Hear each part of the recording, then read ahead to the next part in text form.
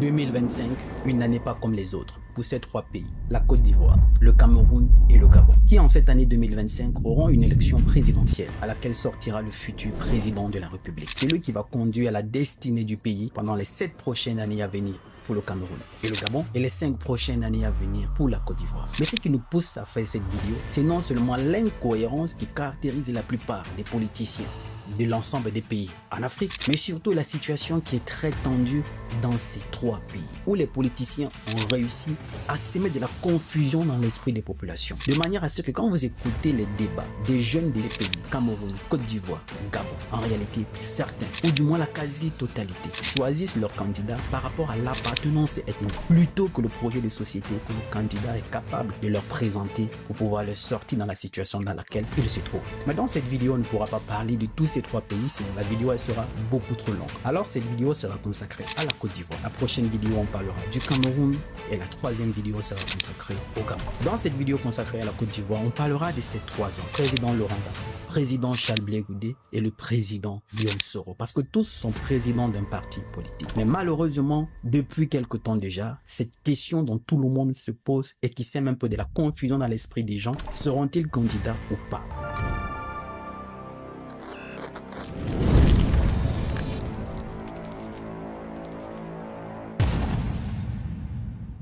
Parce que jusqu'à présent, il ne figure pas sur les listes électorales. Pourtant, aujourd'hui aux affaires, le président Alassane Ouattara, hier quand il était dans l'opposition, ce qu'il reprochait aux autres, c'est de l'exclure des listes électorales. Mais aujourd'hui, on est aux affaires, on tient quasiment le même discours ou la même position que ce qu'on reprochait aux autres hier. Incohérence, n'est-ce pas? Écoutez. La démocratie contribue à la paix. Le manque de démocratie, l'exclusion de candidats ou d'électeurs, peut également contribuer à des perturbations inutiles. L'exclusion des candidats ou des électeurs pour contribuer à des perturbations inutiles. C'est le président Alassane Ouattara qui tenait ce discours. Ça, nous étions en 2010-2011.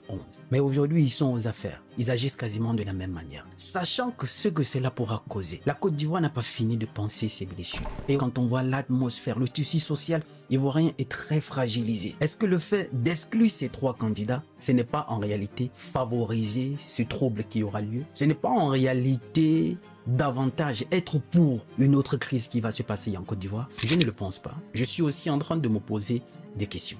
Ces trois candidats sont exclus sur les listes électorales pour le moment. Vous avez écouté les propos du président Alassane Ouattara. Mais certains observateurs aujourd'hui disent le camp du président Alassane Ouattara ne veut pas inscrire ces gens sur des listes électorales, pas peur de perdre les élections. Parce qu'en réalité, s'il faut bien voir, les trois élections qui ont permis au président Alassane Ouattara d'être au pouvoir, la première, c'était face au président Laurent Gbagbo, qu'il a d'ailleurs perdu, ce n'est pas moi qui le dis. On l'a suivi ici sur France 24, les déclarations de Robert Bourgi, qui disait Laurent Gbagbo avait gagné les élections. Par la suite, il y a eu l'élection qui s'est passée après en 2015, je crois bien, 2015-2016, où le président Alassane Ouattara a été réélu. Et pour certains en face, il n'avait quasiment pas de candidats, d'adversaires en face, parce que les autres étaient déjà à la CPI. Ou encore récemment, où il a été réélu, il n'avait forcément pas des véritables candidats en face. Voilà une vraie élection à laquelle il aura des candidats de gros rangs, de gros calibres en face. C'est la peur de ne pas passer face à ces gens qui font en sorte qu'ils ne puissent pas les inscrire sur les listes électorales. Ou encore la peur que la réalité leur attrape. De quelle réalité? Vous saurez ça dans cette vidéo au fur et à mesure qu'on va évoluer. Aujourd'hui, la raison qu'avance le camp du président Alassane Ouattara, c'est que les deux autres, le président Laurent Gbagbo ou encore le président Charles Blé Goudé, ne sont pas sur les listes électorales parce qu'ils ont été condamnés par contumace à 20 ans de prison pour avoir braqué la BCEAO. Ce qui est encore d'une incohérence totale. Pourquoi? Parce que une fois le président Laurent Gbagbo a été renversé sous les bombes françaises, il a été emmené au QG du président Alassane Ouattara et par la suite il a été transféré à la CPI. Pas le président Alassane Ouattara, Charles Blé Goudé aussi. Donc, on dit qu'ils ont été condamnés par contumace. Bon, pour ceux qui ne savent pas contumace, on va un peu définir de façon terre à terre, d'accord, pour que tout le monde puisse comprendre. Contumace, c'est quand vous êtes convoqué devant une juridiction par rapport aux faits qui vous sont reprochés et que vous ne vous présentez pas. On ne sait pas là où vous êtes. De toutes les façons, le procès a quand même lieu et on finit par vous condamner en votre absence. Ce qu'on appelle pas contumace. Donc, c'est ce qui a eu lieu pour le président Laurent Gbagbo et le président Charles Blé Goudé. Mais c'est qui est tout à fait incohérent. Pourquoi? Parce que on dit pas contumace, ils n'étaient pas là, on ne savait pas là où ils étaient. Mais pourtant, c'est le président Alassane Dramane Ouattara qui les a envoyés à la CPI. Donc ça veut dire qu'ils savaient où ils étaient et ce sont eux qui les avaient envoyés. Autant que nous sommes ici, nous savons tous où était le président Laurent Gbagbo et le président Charles Blé Goudé. Et par la suite, ils ont eu 20 ans de prison. Pas un tribunal ordinaire. Alors qu'en réalité, le rang du président Laurent Gbagbo fait en sorte qu'il soit jugé par un tribunal spécial, ce qui n'a pas été le cas. Ce qui laisse un peu beaucoup d'incohérence dans toute cette affaire. Les gens qui avaient été condamnés et avec le président Laurent Gbagbo dans cette affaire ont été graciés par le président Ouattara, sauf ces personnes-là. Alors qu'est-ce qui se cache derrière? Dites-moi en commentaire, moi aussi j'aimerais lire. Mais c'est encore une incohérence. On dit on vous condamne par contumace, sachant que ce sont eux qui vous ont envoyé là où vous vous trouvez. On va revenir au cas du président Guillaume Soro. Le président Guillaume Soro, aujourd'hui, qui se retrouve en exil, on ne sait quasiment pas où, du moins nous, précisément, on ne sait pas dans quel pays il se trouve. On va ramener un peu l'histoire en 2011. Il était le premier ministre du président Laurent Gbagbo. Une fois le président Laurent Gbagbo a été renversé, aussitôt, il est allé prêter allégeance au président Alassane Dramane Ouattara. Il a été reconduit dans son fauteuil de premier ministre. Et c'est là où il fallait à tout prix faire tomber Laurent Gbagbo, qui pendant ces moments disait que c'est lui le principal président qui a été élu et il ne partira pas. Voilà le discours que tenait le président Guillaume Soro. Nous sommes convaincus que seule la force fera partir M. Gbagbo du pouvoir.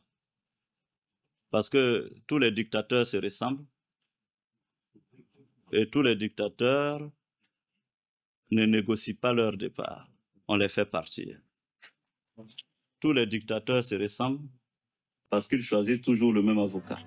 Vous avez écouté ça. Ça, c'était le président Guillaume Soro qui le disait une fois il a été reconduit dans son fauteuil de Premier ministre.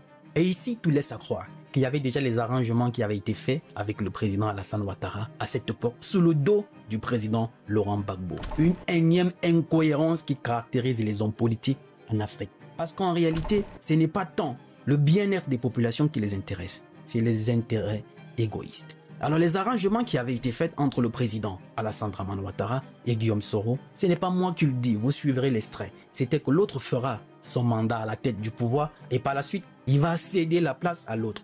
On dirait une épicerie dont chacun vient gérer à son tour. En aucun cas, on ne s'inquiète du choix des Ivoiriens. Écoutez. Le premier engagement était que je devrais, s'il gagnait l'élection, je devrais être son premier ministre pour un mandat. C'est-à-dire 5 ans. Il a été suffisamment intelligent pour me berner et raccourcir ce mandat-là à 11 mois. J'étais encore sous le charme, vous comprenez. Mes collaborateurs ne m'en voudront pas. Deuxièmement, je devrais être le numéro 2 de son parti, le RDR. D'ailleurs, le poste de vice-président du RDR, créé en 2008, était réservé à ma personne dès que je finissais donc ma mission à la tête du gouvernement. Troisièmement, il devrait faire 2 mandats et je devrais, n'est-ce pas, lui succéder comme ça a été fait au Mali entre Alpha Oumar Konaré et Amadou Toumani Touré. Sur les 3 engagements pris, le premier n'a pas été respecté, le second et visiblement le troisième ne le sera pas non plus. Et ces engagements avaient été pris devant Blaise Compaoré à l'époque, président du Burkina Faso. Vous comprenez la famille, les arrangements qui sont faits ainsi à l'insu de tout un peuple. Ça veut dire les gens ils s'asseyent, ils décident de la gestion de tout un pays comme si c'était une épicerie. Tu me soutiens, on renverse telle personne, je vais gérer pendant une certaine période et par la suite je te laisserai le pouvoir. Et par la suite, ce sera ton tour de gérer. Et quand le président Guillaume Soro s'est senti qu'en réalité, les engagements qui ont été pris ne sont pas en train d'être respectés, alors qu'est-ce qu'il fait? Il faudrait que lui-même aujourd'hui entre dans l'opposition. Est-ce que c'est justement tout ceci qui l'a poussé aussi en exil à être exclu sur les listes électorales? Mais je vais faire une petite parenthèse et vous rappeler quelque chose. Une deuxième incohérence en plus. Mais justement, aujourd'hui, le président Guillaume Soro qui se retrouve en exil et qui n'est pas visiblement sur les listes électorales, qui n'est pas non plus en Côte d'Ivoire, parce que le président Laurent Gbagbo et le président Charles Blé Goudé sont bel et bien en Côte d'Ivoire, mais c'est le président Guillaume Soro qui aujourd'hui se retrouve en exil.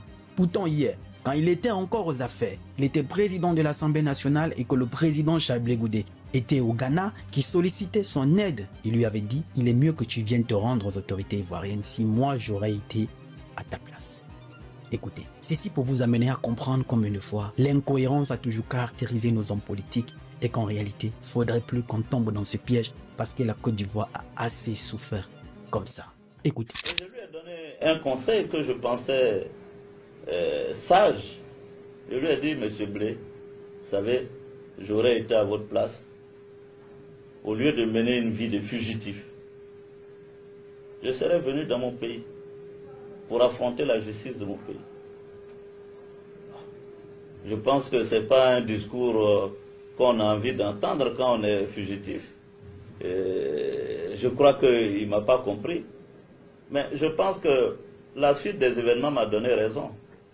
Si lui-même avait pris l'initiative, au nom de la réconciliation, d'appeler les autorités ivoiriennes pour dire, oui, je suis réfugié au Ghana. Je veux que Amnesty International ou je n'en sais rien, telle organisation des droits de l'homme, et mes hôtes ghanéens m'accompagnent dans mon pays. Je suis prêt à aller devant les tribunaux de mon pays. Il serait apparu plutôt comme un héros ou un courageux, ou en tout cas que d'aller se faire prendre comme un rat dans un trou. Vous avez écouté, ça c'était le président Guillaume Soro quand il était au pouvoir, tout puissant. Quand ils étaient à la tête du pouvoir, là il était président de l'Assemblée nationale, tout puissant. Vous écoutez le discours. Mais aujourd'hui, quelques temps après, dans quelle situation il se retrouve? Comme quoi tout bascule dans la vie. Surtout dans le domaine politique, rien n'est acquis. Dans la vie même de tous les jours, rien n'est acquis. Du jour au lendemain, tout peut basculer. Aujourd'hui, c'est lui qui se retrouve en exil. Mais il n'a pas appliqué, ou du moins il n'applique pas le conseil qu'il donnait au président Charles Blé Goudé à cette époque. Et le président Charles Blé Goudé, il y a beaucoup d'années en arrière, avait déjà prédit ce que vit le président Guillaume Soro aujourd'hui. Écoutez. C'est mort comme un outil. Voilà Charles Taylor qui a régné dans le sang sur le Libéria. Le voilà au mains de la justice aujourd'hui. Aucune rébellion n'a réellement jamais pu diriger pendant longtemps un pays, même si ça part du pays. Même si elle s'en part du pays. Voilà comment Kabila qui est venu par la rébellion.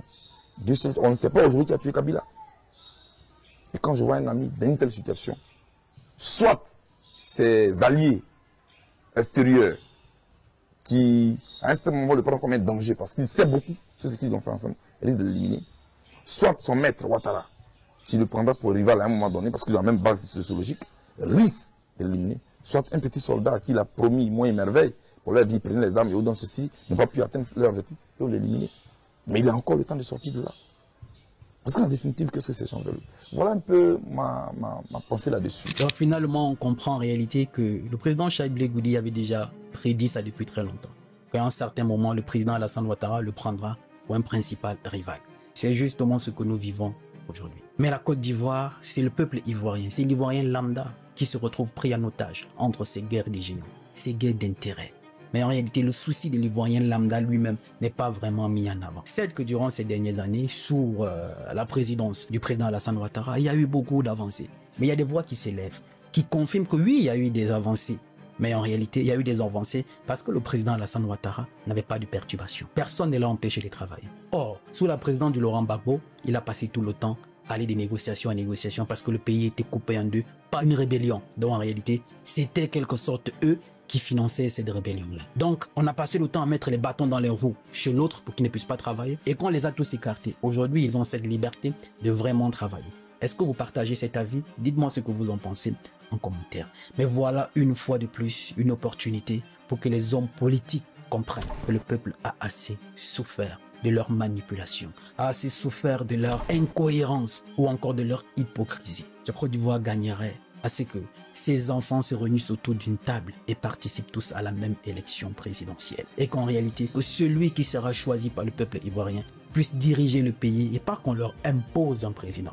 Alors cette question que moi je vous disais, pourquoi le camp du président Alassane Ouattara aujourd'hui ne veulent pas à tout prix, coûte que coûte, aller aux élections sans ces trois personnes, ne veulent pas les mettre sur les listes électorales? Il y a encore des voix qui s'élèvent parce qu'ils ne veulent pas que la réalité les rattrape. Et la réalité c'est celle-là, que s'ils perdent l'élection présidentielle, la crise de 2011 va le rattraper. Parce que eux aussi, ils en faisaient partie. Il y a eu deux partis pour cette crise. Alors le camp du président Laurent Gbagbo a déjà été traduit devant la CPI. ils ont été acquittés. Ça veut dire qu'ils sont innocents. Mais si ils sont innocents, c'est qui est donc responsable? Pour ne pas répondre de ces exactions-là, on est obligé de se maintenir au pouvoir de façon éternelle pour qu'un jour, on ne puisse pas répondre. Est-ce que vous partagez cet avis? Laissez-moi votre commentaire. Moi aussi, je vais lire afin de savoir ce que vous pensez. Mais moi, je crois que voilà une opportunité en plus pour que la Côte d'Ivoire en ressort grand, d'avoir appris de tout ce qui s'est passé comme crise durant ce pays. En 2011, il y a eu plus de 3000 morts. Elle pense à peine ses blessures. Alors, il ne faudrait pas qu'homme politique, s'il vous plaît, vous replongez encore ce peuple qui ne demande qu'à vivre de façon libre leur vie. S'il vous plaît, apaisez les choses. Mettez un peu de l'eau dans votre vin, comme on dit à Abidjan, et apaisez les situations et allez tous aux élections et que le choix des Ivoiriens soit respecté. La famille, dites-moi ce que vous en pensez en commentaire. Moi aussi, je me ferai le plaisir de vous le dire. Mais n'oubliez jamais que l'incohérence en réalité est le mot qui caractérise tous nos hommes politiques. Rendez-vous dans la prochaine vidéo qui sera consacrée au Cameroun. Je suis Roland Campbell, ton frère. Il n'est jamais trop tard pour apprendre, pour se ressaisir, parce que le rêve n'a pas de date d'expiration. Avec Sendwave, l'envoi d'argent n'a jamais été aussi facile dans le monde. En plus, sans frais pour les deux Congos, le Cameroun et Madagascar. Téléchargez tout simplement l'application, renseignez vos coordonnées, choisissez le pays dans lequel vous résidez, remplissez le numéro de téléphone, vous allez recevoir un code que vous allez valider. L'étape suivante, c'est la plus facile. Inscrivez le code promo R2M qui vous donne 10 € ou 10 $ dès votre premier transfert. Et par la suite, renseignez les coordonnées de votre bénéficiaire. Choisissez votre mode de paiement, Orange Money, Wave, Mobile Money.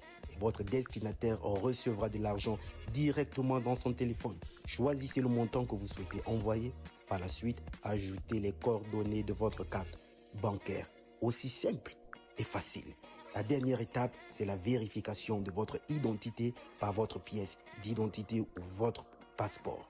Une fois c'est fait, vous n'avez plus qu'à confirmer la transaction et votre destinataire recevra en un seul clic l'argent dans son téléphone.